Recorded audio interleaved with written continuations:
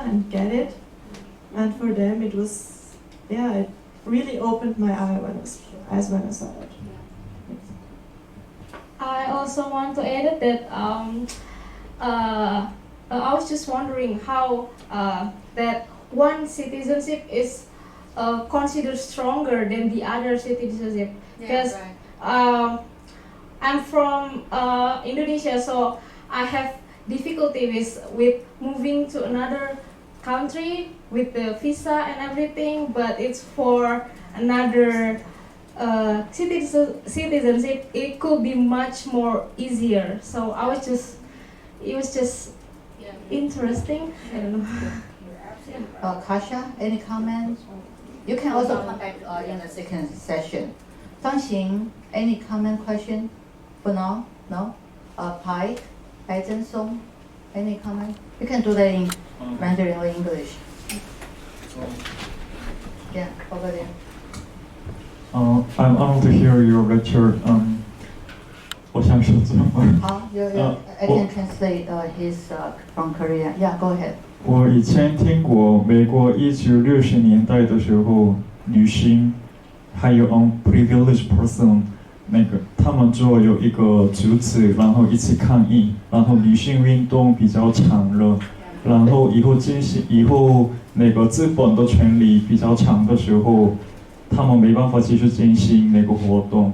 我想要听我希望都听1960年代的那个时代的他们的活动。好像那个时代的时候 ，Malcolm X is democracy is fake or Martin Luther King says， 好像那个时代的时候，privileged class 一起努力抗议，拿到自己的真正的民主主义的人权。可是为什么没办法继续进行？只有资本权利的问题吗？还是应该我们在拿到应该可以，美国的历史上面有这个的 case， 我们可以参考以后这样的 unprivileged class 怎么拿到自己的人权。He was asking, maybe you want to pass on, or whoever wants to comment or question, you can move on. Crystal, no? Hong Kong, no? He was asking during the 1960s, there was a huge protest or social movement around the country fighting for their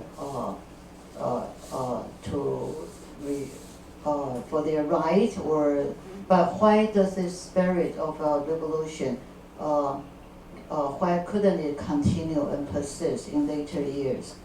Yeah. Maybe just bear in mind, or let's just hear, do you have any comment? Yeah, Crystal, let Crystal first and then you.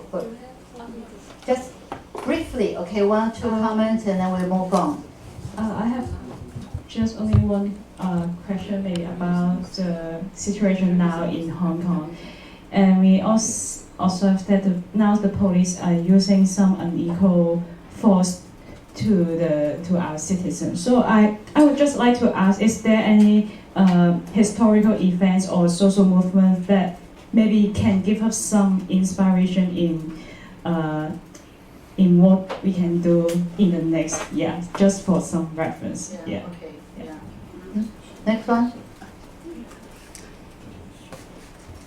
Thank you for the speech. It reminded me of one incident. I think it happened a few weeks ago about a truck with a lot of Vietnamese trying to get into the UK, and they were frozen to death. So when I read the questions in page 2, do you value citizenship? I was kind of stunned because I think so many Vietnamese trying to flee the country, and I myself, I also don't know if I value my citizenship. And I mean, I love Vietnam, but I don't know where the concept of citizenship came from, and yeah, like you said, is it a problem or is it a solution? Definitely a yeah. problem. She's from Vietnam. Ray? Maybe later. Okay, we can discuss later. Winnie, any comment or question? And over there? Yeah. Maybe just look at the page 6, that democratizing democracy as like how work on the political engagement of active citizens. I used to work in Malaysia, and I think always there's a problem when you are on ground. When you say actives or like democracy or rights, this is all like a big words for ordinary people. So for them, sometimes I think there is the dilemma that when you want to work with active citizens, if the citizen itself sometimes do not really understand what means rights. So it's really hard. So I also looking for what kind of reference that we can, if we really want to work on it, how we gather people to collect, like a collective people, how we gather people, if people who totally don't understand what is rights, the basic rights, yeah.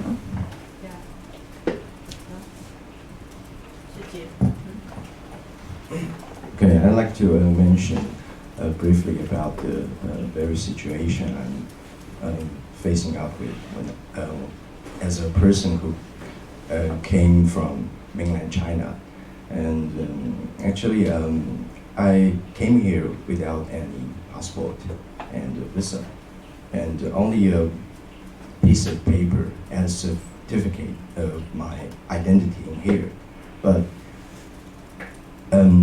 I can't join the healthcare as other foreigners or local Taiwanese, and I can't work here legally as other foreigners. So this kind of situation actually made me to think more about what citizenship is. So in the state,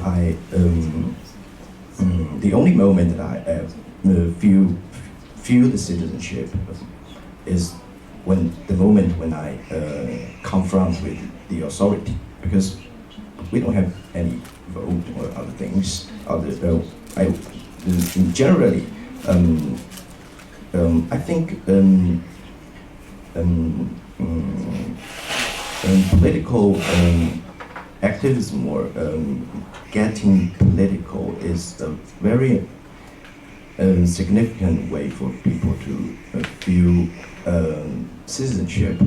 But when I travel across the borders, I started to feel the citizenship. But besides that, I don't quite feel or think about that I have citizenship. But right now, when I came here, things get complicated. So yeah, that made me think. Taiwan condition. Yeah. Yeah, Elizabeth, do you have any comment on? I have things I could say, but my experience, I'm from Boston, Cambridge, but actually grew up in England, and so my experience kind of feels like it lies right at the heart of a lot of issues of it doesn't lie at the heart of the issues. It lies in the protected spheres of these issues of citizenship. So when I talk about my experience of citizenship, that means talking about moving from the US to the UK and certain processes of earning citizenship in the UK, which I now have, but I can testify that in my experience, it's a purely economic transaction, citizenship. When you move when you possess an American passport that allows you to travel to countries with visas so just with absolutely no effort. Once you have this privilege of this American passport, moving to the UK in theory just is an economic transaction, and I think that's just an important reminder of some of the larger structures behind the kind of neoliberalism that defines citizenship according to nation states right now.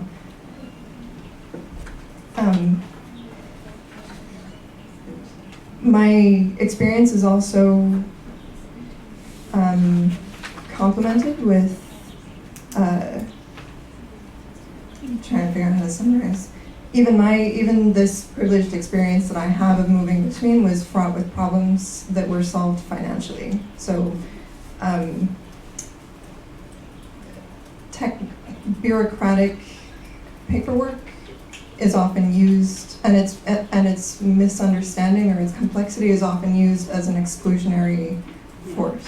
So, and that, I think the strength of that comes through even in the fact that my experience was marred by that. So the complexity of the bureaucratic system meant that I slipped through the cracks and was not deported, but was close to it.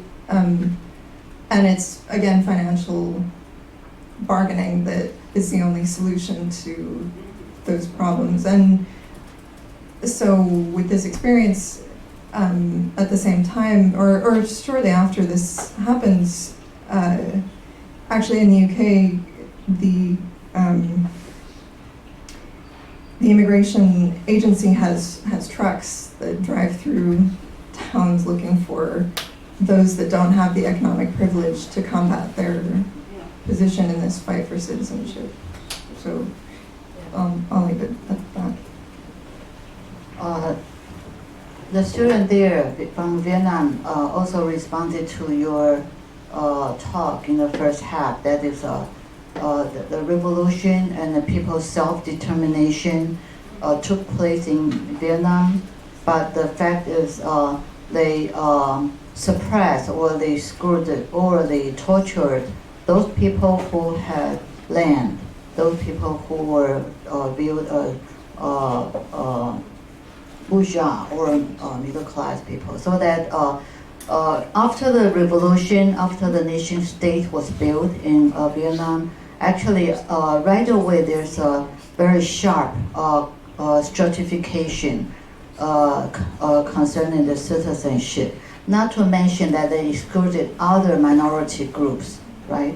Minority group of people like Khmer Krom and the people from the North Highlands. But that also is the same case for Indonesia, Malaysia, Myanmar, and so on. So Citizenship Act literally is a power instrument in Southeast Asia countries. But they used the concept that's built during the colonial period. They started this Citizenship Act during this colonial period, and then they reverted into their own power maneuver.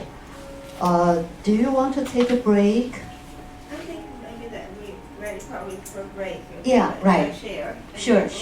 Let's take a break and we come back at 3:30. Okay. Then we can continue the second half, but Carroll will address all these issues, and then we for the at the end of this, or bear in mind, and we can continue this discussions when your talk is finished, and then everyone can join. We can move on for the direct discussion. All right. Thank you. Yeah. Okay. Take a break.